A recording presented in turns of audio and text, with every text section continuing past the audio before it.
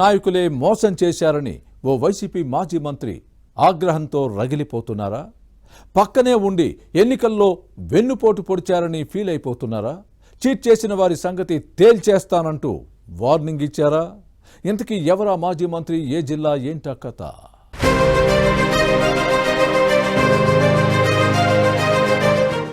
YCP మాజీ మంత్రి బాలినేని శ్రీనివాసరెడ్డి ప్రకాశం జిల్లా పాలిటిక్స్ లో పరిచయం అవసరం లేని నేత. ఏ విషయంలోనైనా ముక్కుసూటిగా వ్యవహరిస్తారని పేరు.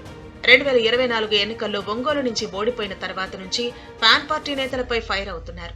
సొంత పార్టీ నేతలే వెన్నుపోటు పొడిచారని నిప్పులు కాక్కుతున్నారు. ఎన్నికల్లో తన పక్కన తిరిగిన వైసీపీ క్యాడరే ఎర్త్ పెట్టి మోసం చేశారని బాలినేని రగిలిపోతున్నారు. తన అనుచరులుగా బిల్డప్పిచ్చిన కొందరు నేతలు ఎన్నికల్లో తనకు వ్యతిరేకంగా పనిచేశారని బాలినేని భావిస్తున్నారు. అయితే తనను చీట్ చేసిన వారిని వదిలిపెట్టనంటూ టైం కూడా చెప్పి మరీ వార్నింగ్ ఇస్తున్నారు. దీంతో బాలినేని శ్రీనివాసరెడ్డి వ్యవహారం ఫ్యాన్ పార్టీలో హాట్ టాపిక్ గా మారింది.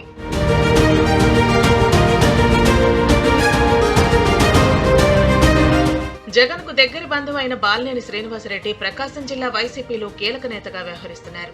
పార్టీ పవర్ లో ఉండగా బాలినేని చెప్పిందే శాసనం అన్నట్టుగా పెత్తనం సాగింది. దీంతో జిల్లా వైసీపీలో ఫాలోయింగ్ ఎక్కువగానే ఉండేది. అయితే 3 ఏళ్ల నుంచి ఈ నేతకు పార్టీలో ఎదురుగాలి వీస్తోంది. 2024 సాధారణ ఎన్నికల్లో బాలినేని పెత్తనానికి జగన్ చెక్ పెట్టారు.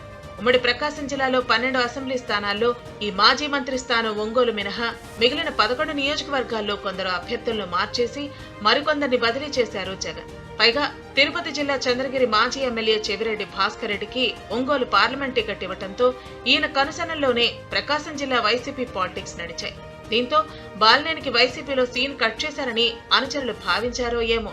టీడీపీ నుంచి పోటీ చేసిన దామచర్ల జనార్దన్ కు బాలినేని అనుచరులు టచ్ లోకి వెళ్లిపోయారు.